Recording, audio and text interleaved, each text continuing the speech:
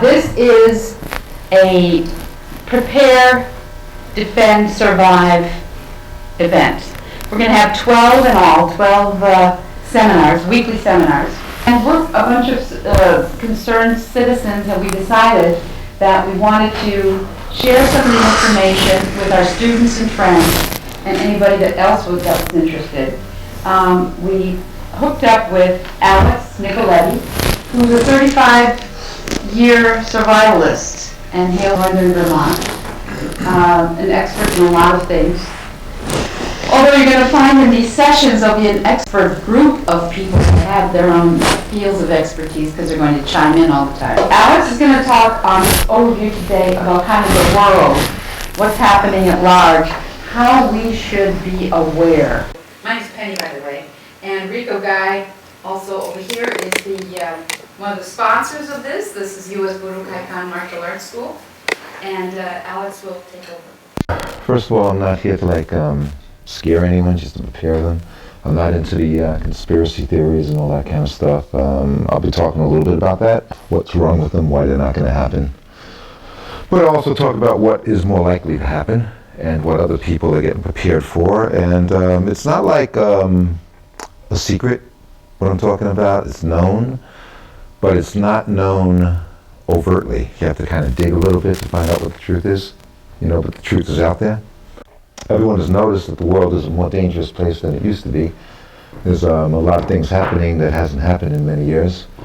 And there's reasons for it. It's not just things that just happen. It's a cumulative thing that's occurring. But what I'd like to go over to begin with is there are certain things that won't happen, or most likely won't happen, but people have theories on these, and there's some scientific facts behind them, such as negative energy clouds or colliding dimensions resulting in another Big Bang, rogue black holes, and there's a few others here that I mentioned. I think that was the other one, right? But there is one theory that people kind of stick to a little bit because it has some validity, plus Einstein supported it. It is the Earth crust displacement theory. I don't know if you guys want pencils or pens, because some of the stuff you might, okay, good, you might want to check out on your own, look it up. If you're going to do research, if you're going to use the internet, it's better to use sites that usually say gov on them, believe it or not, or gov or edu, educational sites. It's not .coms and things of that nature. They'll say whatever they want, but edu or .gov is safer. It's better to research in libraries. There's some good research libraries here in New York, like the City Library right here is a pretty good one. Or universities. Those are good places to research. But to use the net in general, you'll be finding information that just won't hold up. The important thing here is that Alex has done a lot of research. So everything he's going to say, he feels that he has researched to the nth degree, and there won't be much of a dispute because he's been able to find very valid information. Right, but I also want to point out, if you find something I'm saying that you think is wrong, or you have information, please do educate me. I'm not saying I know it all. There's a lot of information out there, and I might miss something. It's like, oh, well. Well, anyway, this Earth crust displacement theory was a theory that was actually supported by Einstein, but the person who brought it forth was a man named Hopgood.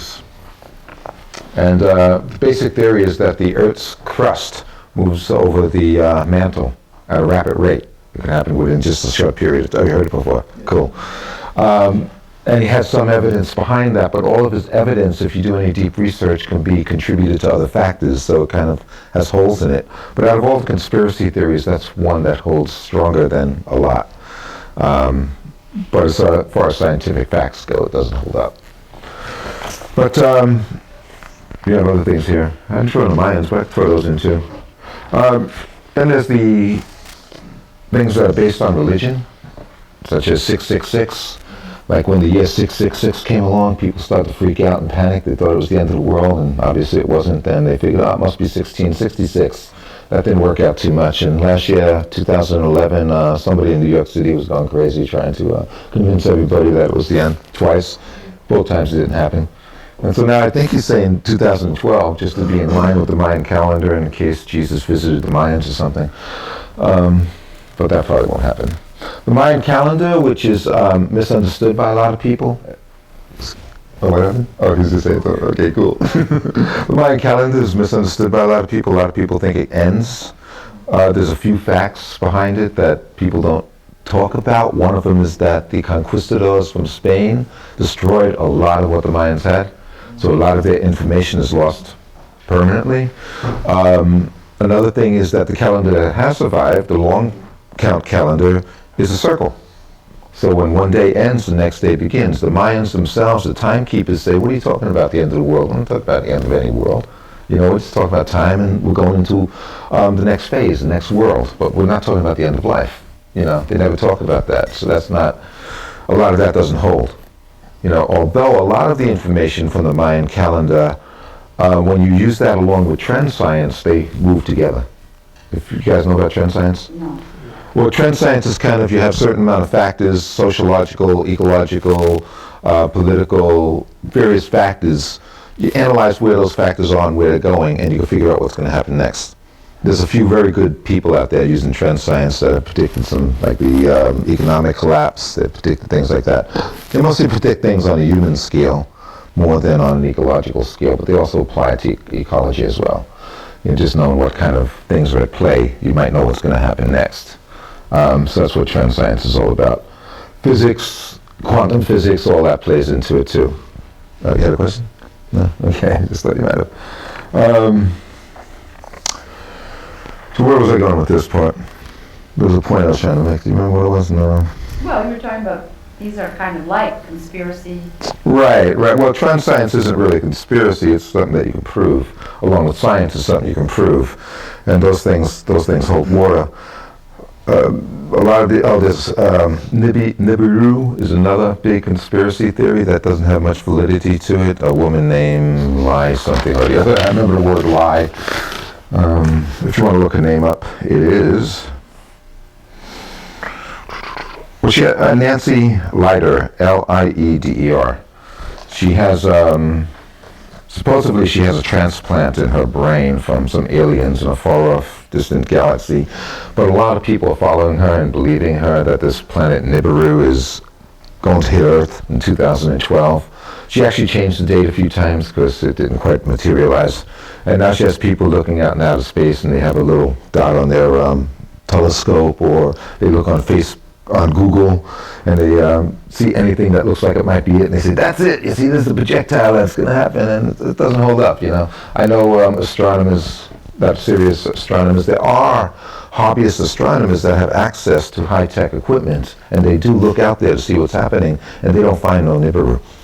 It's not there. When Nancy when this first brought out, what did Nancy really projected when she said she was abducted? It was like, when it was going to happen was 2011. I think it was September or something like that. But I'm not sure. I didn't look. That's just vague in my memory. She said where she was abducted.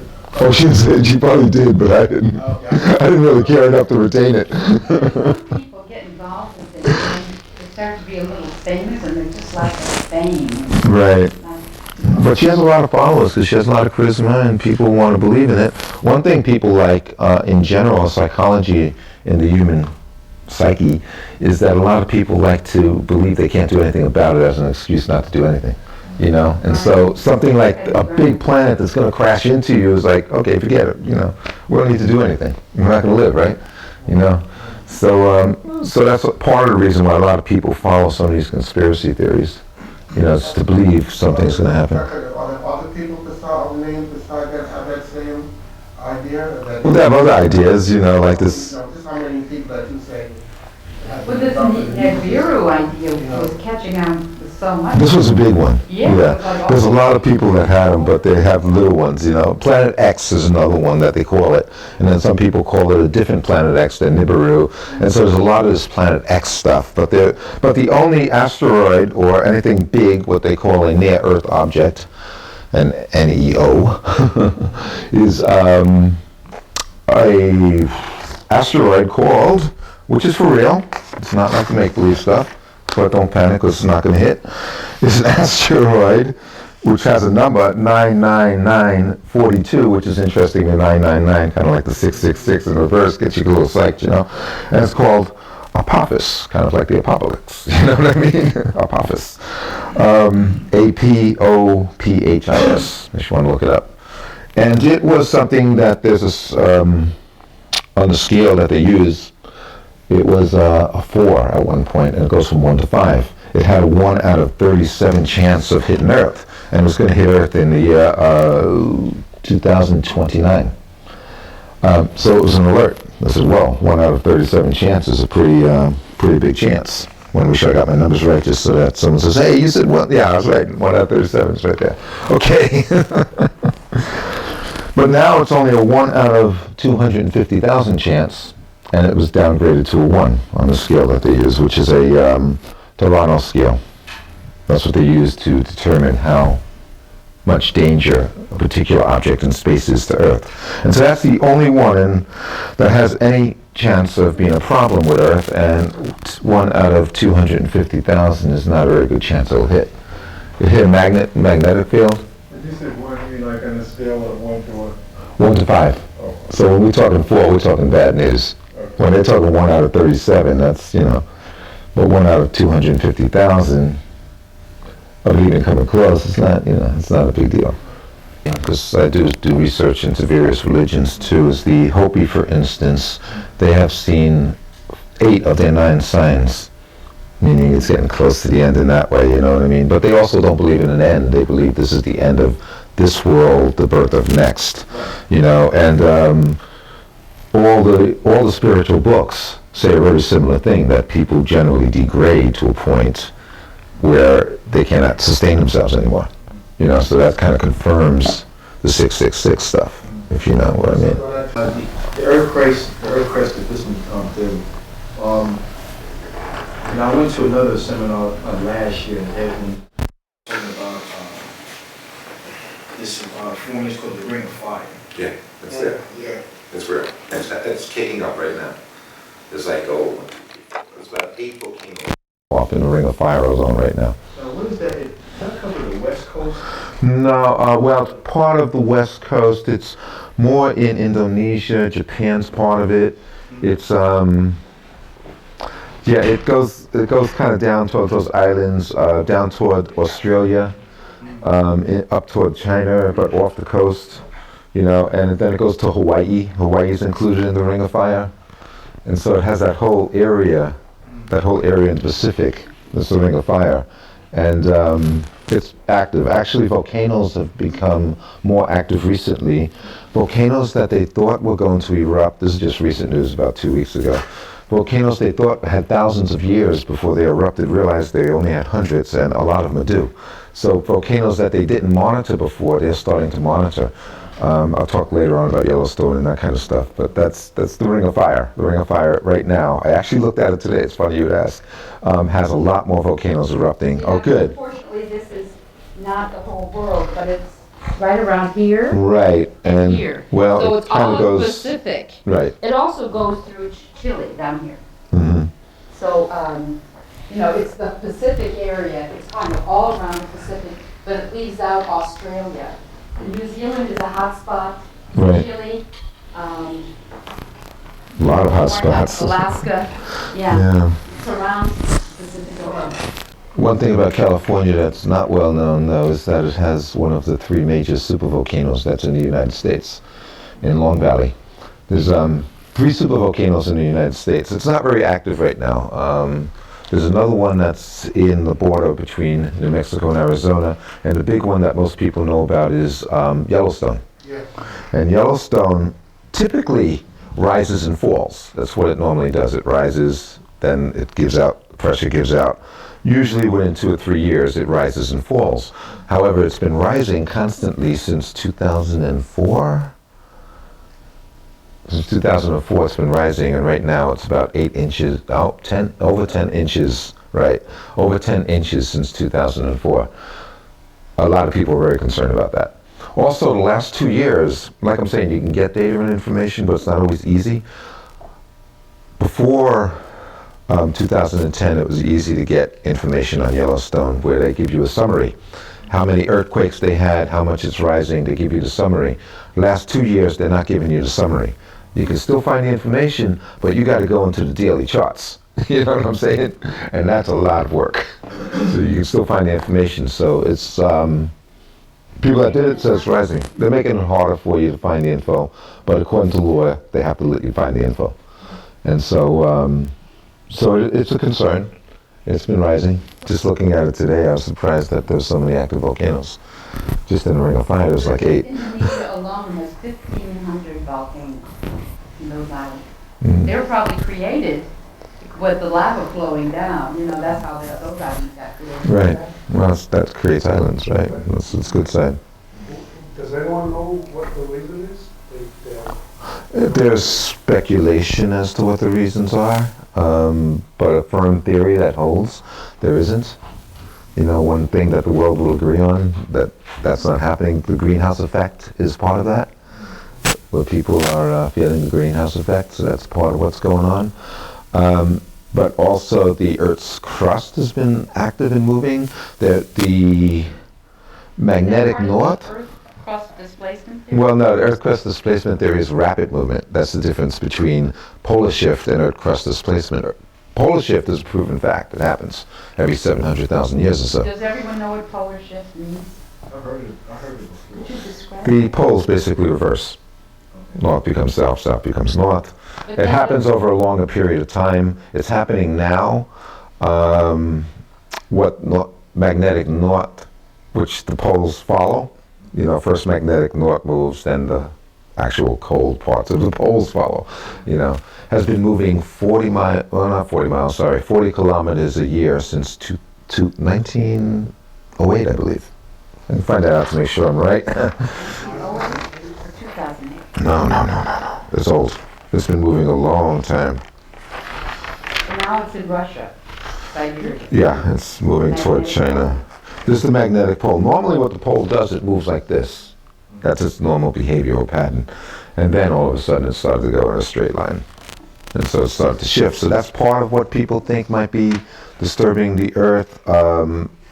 Greenhouse effect, like I said, is a biggie. Another theory that they believe is disturbing the Earth recently is that we have been having more solar activity, more sun flares.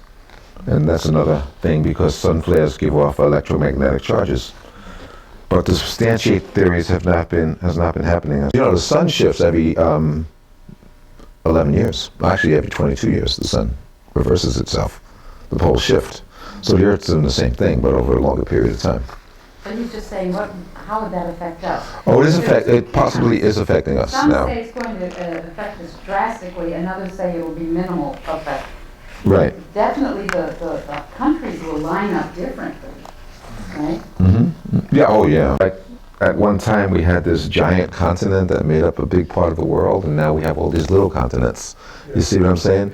So things may break apart and come together, and new land may rise. You know, so we'll have all this different kind of stuff occurring, but it's not going to happen. Well, it might happen if the Earth displacement theory is correct in your lifetime, but by most science it won't. It's going to take many, many centuries before that happens. Most likely there will be great seasonal changes. They'll warm up and it'll cool down. Right now we're going through a warming phase.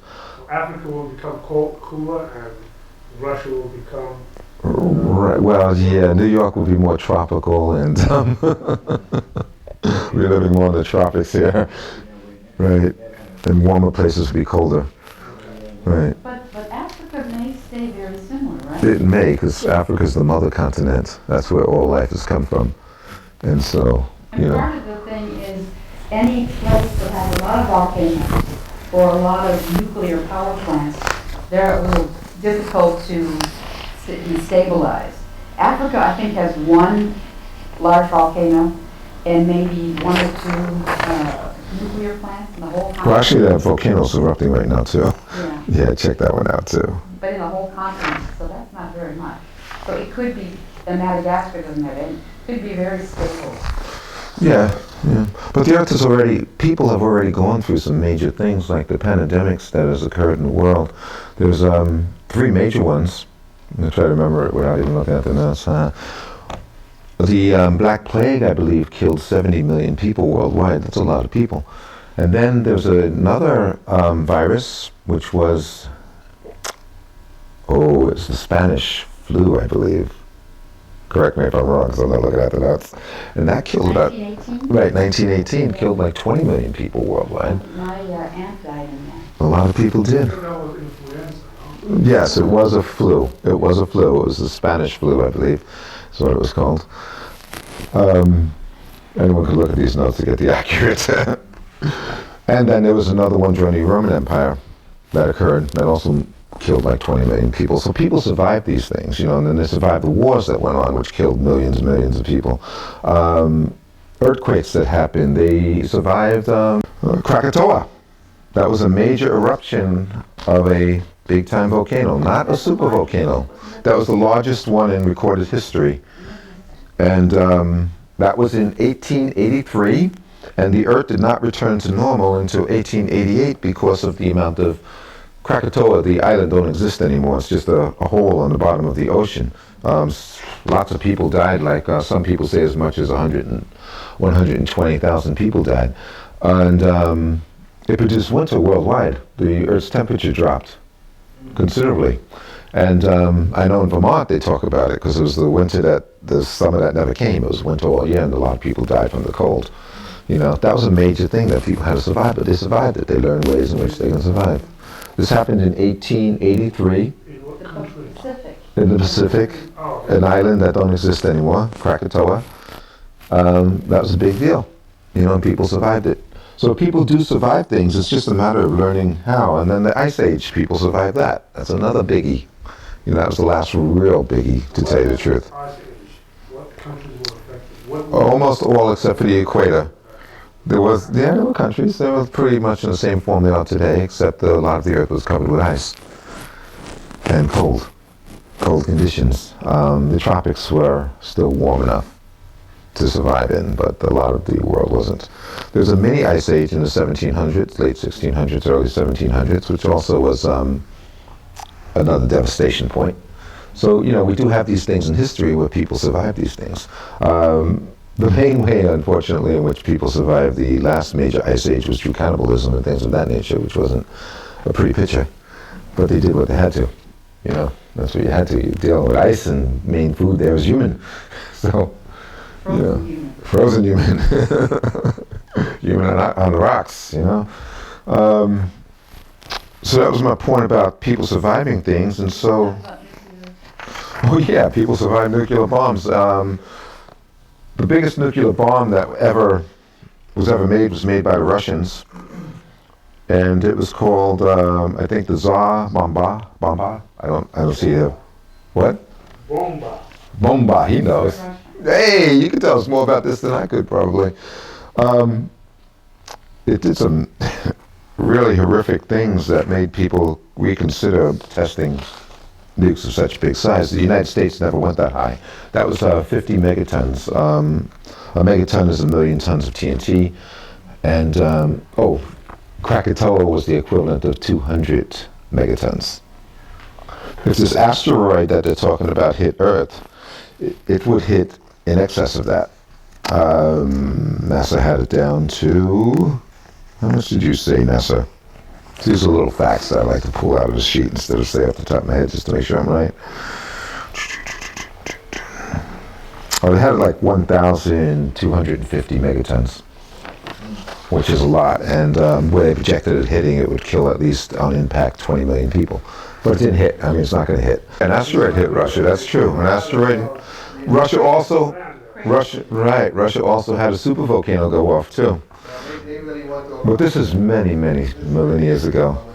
Yeah. It happened in 1980s sometime. Well, the asteroid that hit, you're right. It devastated a whole area, like 100 miles or something was burnt down.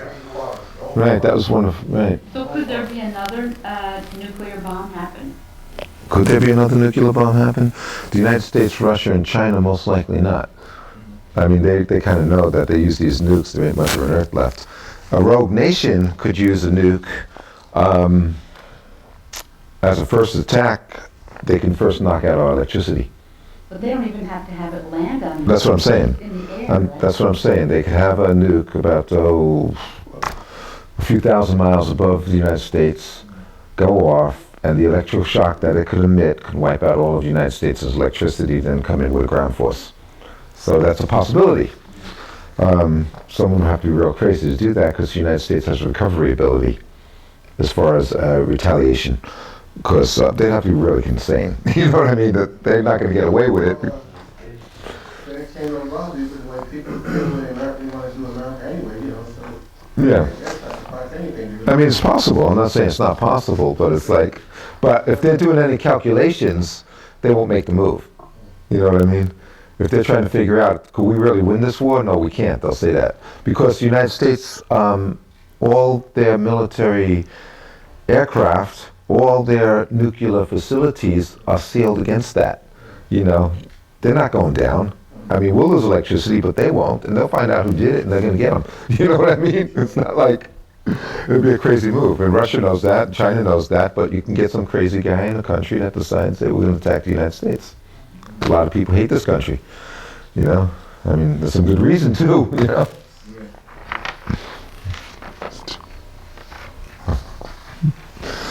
Okay, moving right along. I don't know if you want me to talk more about the nuke thing, or I can just get into nuke it. You know, yeah, okay.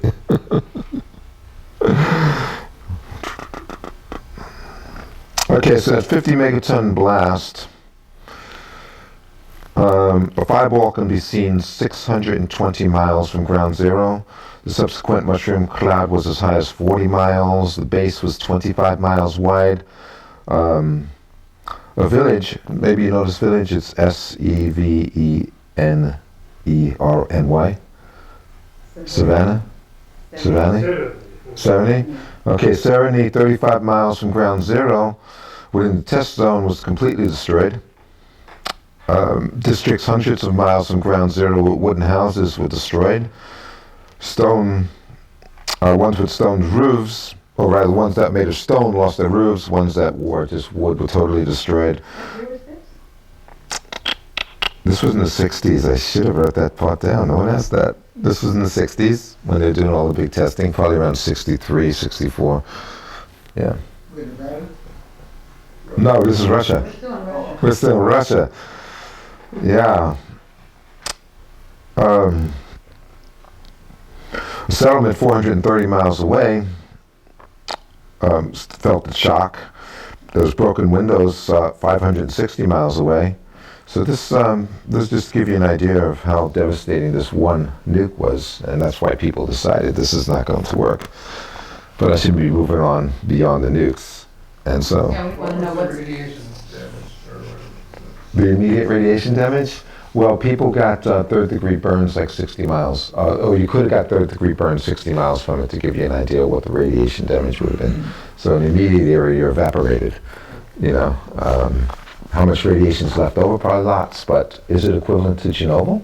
Which would be interesting to find out. You know what I mean? A little research. Chernobyl or this one? Which one was worse? Which area? You know, Chernobyl is still a big problem. There's something big coming up. Okay, so we talked about all this other stuff that happened in the past that people survived, and stuff that most likely won't happen that people want to make believe. And we did talk a little bit about Yellowstone, which is a potential problem. All phenomena, all natural phenomena has a certain degree of electromagnetic energy to it. Before a volcano erupts, before a earthquake happens, there's a higher level of electromagnetic energy. The eye of a hurricane, there's a lot of electromagnetic energy. Lightning storms have a lot of electromagnetic energy. One of the major energies from the sun is electromagnetic. Okay? There's been data, but no substantiated theory that makes a correlation between activity of the sun and these events that occur on Earth. Now, they may not be related, they may be related, but nobody's been able to prove the connection, although they connect through electromagnetic energy. So that's a concern. But what people do know, what NASA knows, and what a lot of people around the world knows, is that there was an electromagnetic storm in 1859 called the Carrington event that destroyed the telegraph, which was the only form of electricity in both the United States and Europe. Totally, just destroyed it. put it all down. You could unplug the battery, but the wires would still generate electricity. Batteries blew up, things caught on fire, people got shocked. All this was from a solar flare. The solar flare lit up the sky in places where it should have been night as if it was daytime. Like in Montana, the miners woke up thinking it was daytime and went to work. It was nighttime, it wasn't daytime, so they had a big shock. But the aurora borealis can be seen all the way down to the equator.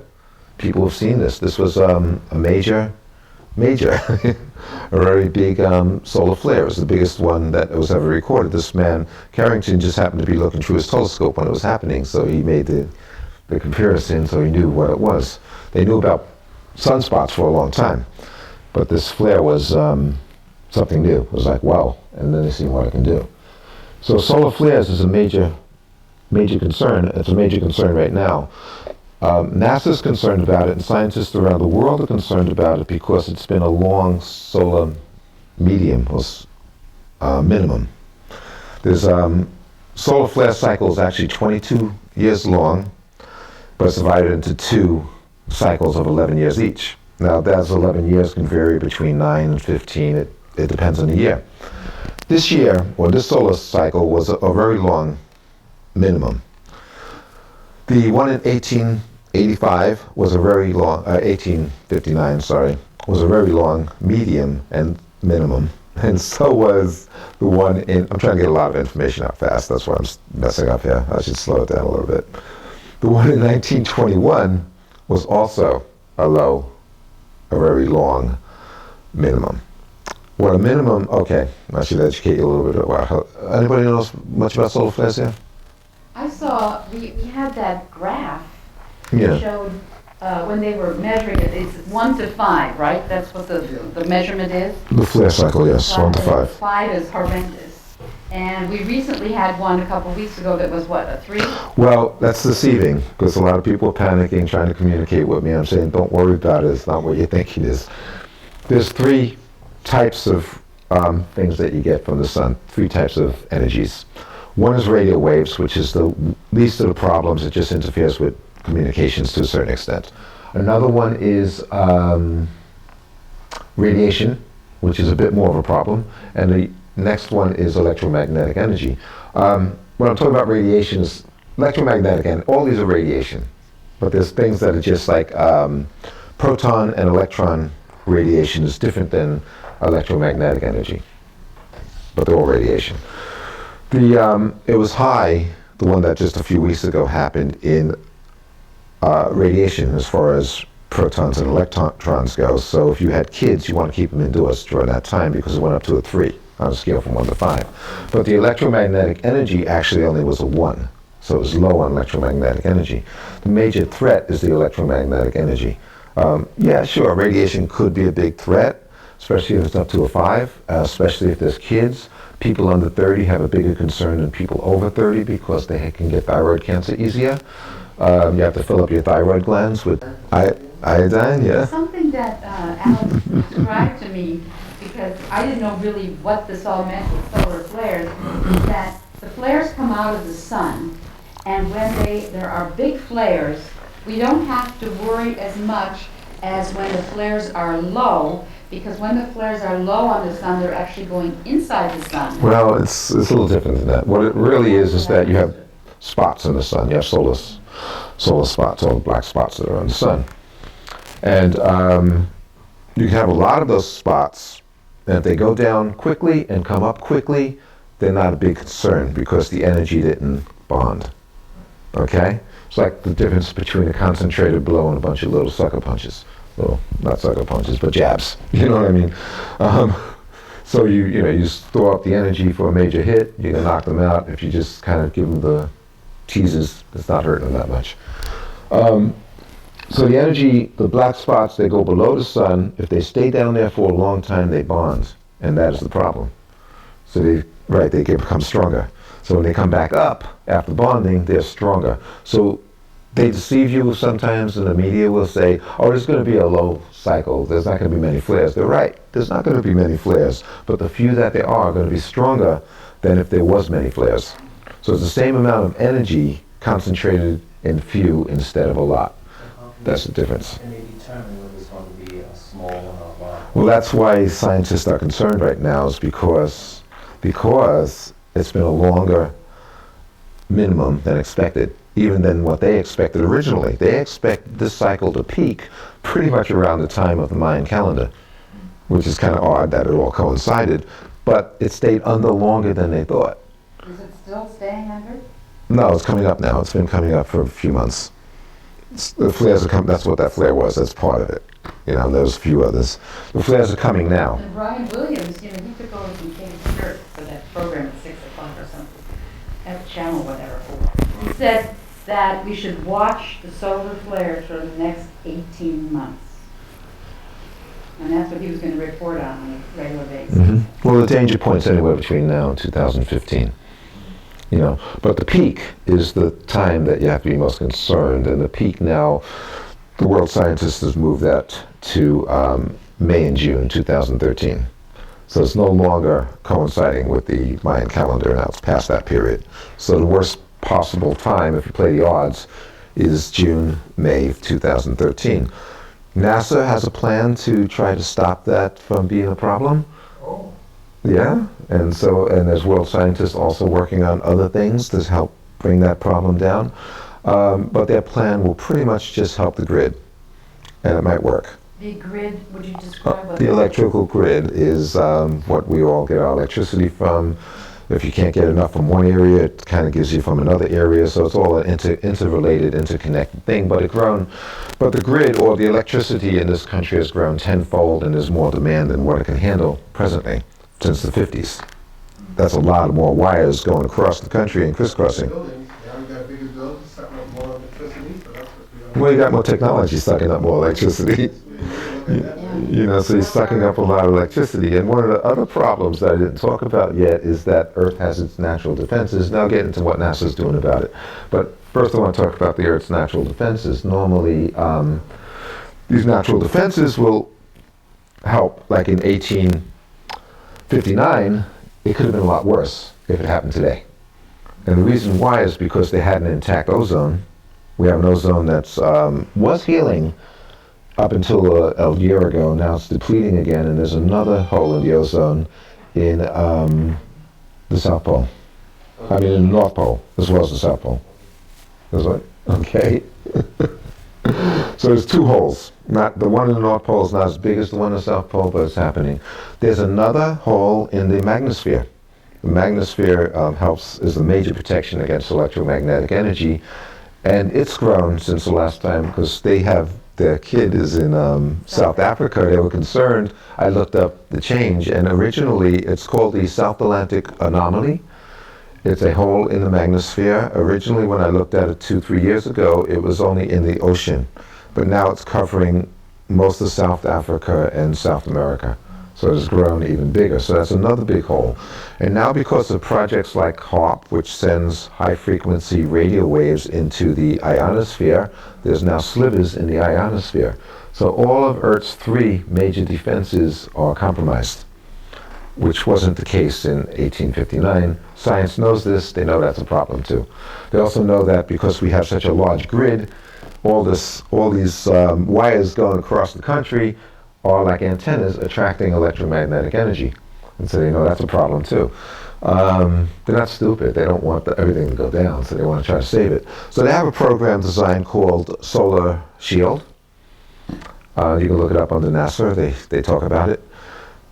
They work with other agencies like FEMA and other organizations.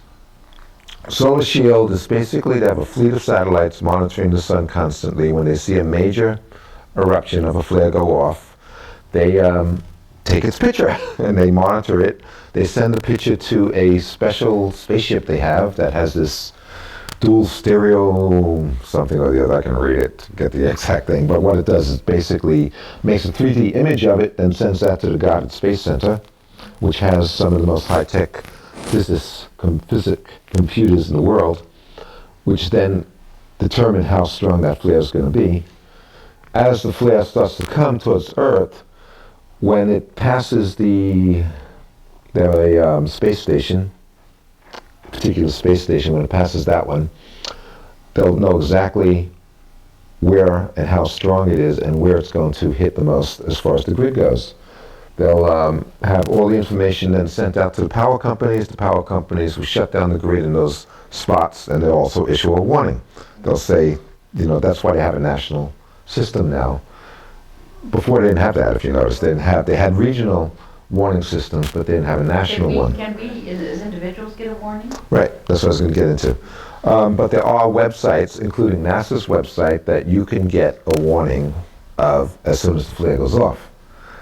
But if you're waiting for them to warn you individually or the nation, that's only going to be a half hour before they shut the electricity off. Just saying, we're going to shut it down, don't worry, we'll turn it on afterwards. Basically, that's what they're going to say. It's a natural occurrence, what's going on in the sun. Some people are looking at it as seeing it's something different and new, but it isn't. It's what it naturally does.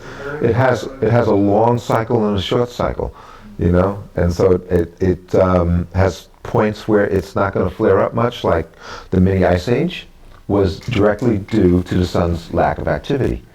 So now we're heating up more, it's directly due to the sun's activity. You see what I'm saying? That's why we have a warm winter now, you know? That's why things are getting a little chaotic on the earth, you know?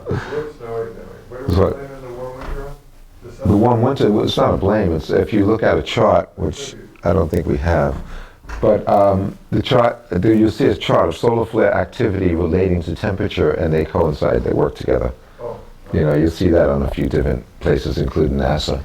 So it's not like blaming, it's like this is what's going on. You know, you got more sun activity, which is shooting out a lot more heat, you're going to get a lot more heat on Earth. It's that simple. You know, less heat, less heat on Earth. You could blame it on global warming as a result of CO2. Yeah, from what I've seen about global warming as a result of three major factors, one of which is human, the extra carbon that we're and CO2 that we're putting in the air. Another one is more Earth activity as far as volcanoes go, and the third one is solar flare activity. So you have the three combination that is adding to the greenhouse effect. It's not like one by itself. There might be others, but that's what I've seen so far as what I've been researching. It's been coming up and up over and over again. So you say, well, there might be something here. You know what I mean? This seems to make sense. You know, because some people like to blame it all on humans, some people like to blame it all on the sun, and it's not what's really going on. It's a mixture. You know. So that's what's happening, and yeah, go ahead. CO2 excess is because of electric stations? A what? Electrical stations? Well, that helps. That helps add to the CO2, yeah. You know, not just the electricity, but just burning things in general, burning coal, yeah.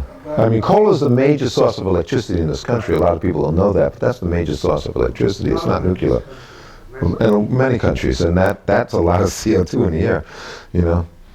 The giant stacks are going straight up to keep it from the low levels, so that's burning bad news. Solar flares, are they projecting, okay, so you're saying the possibility is for us to kind of think that anything could happen between now and 2015, Right. but that a high point could be May, June of 2013. Right. And so if we're going to target that, what would you kind of recommend we start thinking about at this stage? What should we think about at this stage? A lot of things. When the solar flare goes off, like I said, you're not going to get the warning, but you can go to particular websites, and you could also get emails from sites that will alert you. NASA's one of them, actually, oddly enough, but you have to apply. They're not going to just do it. It doesn't take much to apply. It's just sign on. They send you emails, you know. There's a few others. We'll give those in the course. I have them written down somewhere. That will warn you as soon as the flare goes off. As soon as the flare goes off, you have up to 3 days. It could only be 2 days before the major electromagnetic energy comes to Earth. And so is the projection that if it hits, then some of the electricity around the world or in selected areas will go off, and for what period of time? Well, if it hits, any country that's not trying to protect their grid is going down, you know. United States, even in the protection, you don't know what kind of protection. Right, even in this country, all of your computers, cell phones, cars, if you're not doing something to protect them, because you could do things to protect these things, they're not going to work, you know. Subways.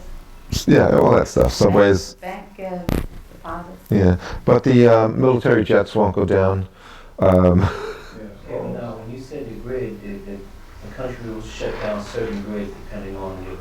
Right, they'll compute exactly the worst parts, they'll shut those parts down. But now, shutting it down for what period of time? Oh, it won't be long. It'll only be, Days? yeah, at the most it'll be days. Because, It could- the might- grocery stores nowadays only have 3 days supply on their shelves. And then they expect trucks to come in and then replenish it after 3 days. And if the trucks in the area aren't working because of the flare affects their electrical charge in order to start the car, Mhm. not good. Yeah, yeah. But once that shutdown occurs, so let's say 3 days, Mhm. to restart or reboot per se, what is the national reboot plan? Well, you see, the problem- I'm not sure if I'm wording it properly. Yeah. Okay, no, you're all right. You got the information. You see, there's a few things happening here. A flare could be anywhere. A solar flare activity could come in waves, so it could be anywhere from an hour to days before they can even think about turning the electricity on. And then after they turn on the electricity, there's still going to be parts of it that's going to be damaged anyway. So, you might be talking a couple weeks, so if you don't have a good food supply, you might be running into some trouble, Also, your car won't work unless you ground your car. There's ways of grounding your car that will protect it, Not only the car, but other things you can do. Yeah, you can ground them and you can protect them by putting metal over them in different ways and grounding the metal. Or you can, for instance, you can take your computers or your cell phones or whatever, put them in your refrigerator or your stove or something like that, because that metal around them. Oops, sorry. Was that hard? Anything with metal around it, the electricity will go to the outside, not to the inside, as long as it's grounded. So that's been proven. If it doesn't get fixed in a short period of time, a lot of people are going to be stressed out, they're going to be scared to death, they won't know what to do. What happens if the bank or whatever, they issue checks that come from the government, and you don't get your check, you don't have any money, and it takes a month? People aren't going to be able to live correctly, and they're just going to be... That's why you should always have cash on hand. That's true. Mm-hmm. You should always have a certain amount of cash in your home in case something like that happens. How many people don't think about that? So, well, how are they going to affect those people that are prepared? You know what I mean? How are the ones that are unprepared going to affect everybody? Right. And a lot of people use credit cards. Not only will their credit cards not be accepted, the credit cards won't work if they're using the strip. You know what I mean? That's going to be demagnetized. It'll affect everybody because it's like an injury to your body. You Right. injure your knee, and because you're limping on that bad knee, now all of a sudden you have pain in your lower back. So Mhm. it's a ripple effect. Mhm. And if it affects one thing, go to 9/11. 9/11 affected our economy in Mhm. many ways. And that's relatively small compared to what we're talking about. Correct. Right. And even with that aspect, when you affect one aspect of something, the ripple effect goes all the way through. Mm-hmm. No matter how those who prepare for it, great. But that ripple effect still affects everybody. Right. Right. So, Well, we have had several of these overview meetings, about 4 in all, and of the people that we're talking to, we're going to be starting to have the weekly meetings, and you can get an idea of what we're going to be training and teaching people at. You want to pass this over there? mm-hmm. Um, We got them all this time. There we go. You pass it on. Yeah. So, as you read this, you're going to see the poignancy of each one of these classes. You want one? Sure. Might as well see what I'm teaching. Yeah, you have it already. I do, yeah. Poignancy of all these classes, and you're perfectly welcome to come, bring people. We just felt that this first overview is going to pinpoint the seriousness of this, and hopefully if you're on the same page, you'll understand why we're doing these follow-up ones. We are all, again, concerned citizens, and we would like eventually for people to, want to be part of this, maybe even form a group with us. You might want to form your own, that's okay. But we'd be really, really happy if this information was imparted. And so we're going to be starting very soon to have these follow-up classes. Yeah, if you see something on this, or rather if you don't see something on this that you think should be added, just let us know, and if one of us can't teach it, we'll find someone that could. But if you notice, we try to cover all the bases of what you'll need. And each class is about an hour and a half long. It's going to be held right here. Always have a fallback position, something to follow up. And you can have 2 and 3 different backup plans. Just the fact that people don't even want to consider a backup plan is mind-boggling for me, because that's the minimum. Some of these things that we're going to be teaching, you've got to think about these things and read up on them, even if you don't have a formal plan. Anybody that has kids, they're going to want to prepare and protect. One of the main things also is to, in this time around, so to speak, is to try to form community, strong community, people you can count on, people you can rely on. Whether they're family and friends or just acquaintances, you got to try to get that to happen. You know what I mean? That's what your real strength is. You can't really do this alone. Most people, that attitude, it can't happen to me. Mm-hmm. So it's not that it can't happen, it does happen. The hardest thing is to educate everybody. To harness it. Right, that's an idea or concept that's been bounced around, but nobody's come up with a way of doing it, because the amount of energy it is incredible. Okay. You know, we're talking a lot of energy. We're talking millions of nukes going off at once.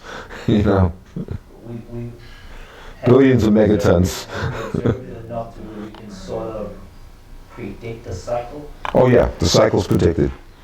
The cycle's known. That's why we're projecting 2013, May and June.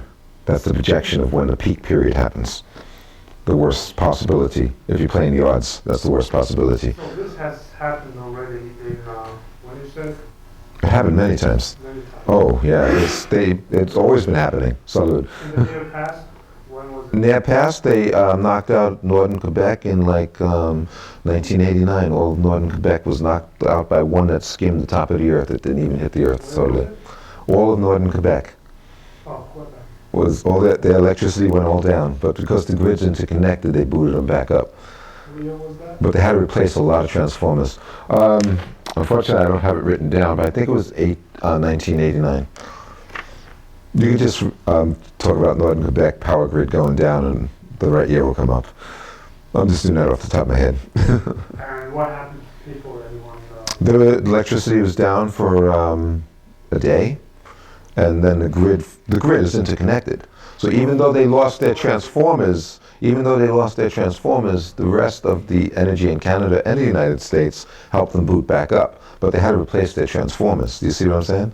So they knew already, they had this system of the grid already to turn off their... No, they didn't turn it off. No, they didn't have it. You see, what happened was the flare hit, but it didn't hit the whole Earth. It just hit the top. You know? So what happened to the people who were in that area? Did People they were fine. You didn't. get the same? No, nothing happened to the people, but the electricity went down.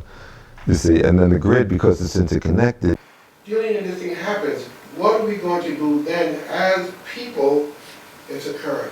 Because we talk about the grid and everything else, but what about the people in general? How we survive? There's the unpredictable, which you're right. No matter what you prepare for, there's always something else that might happen. Right. But as you know with the martial arts, the more you know, the least likely something that you don't expect will happen. You know. I always say nothing is impossible. I agree. I'm with you. I'm with you. Right.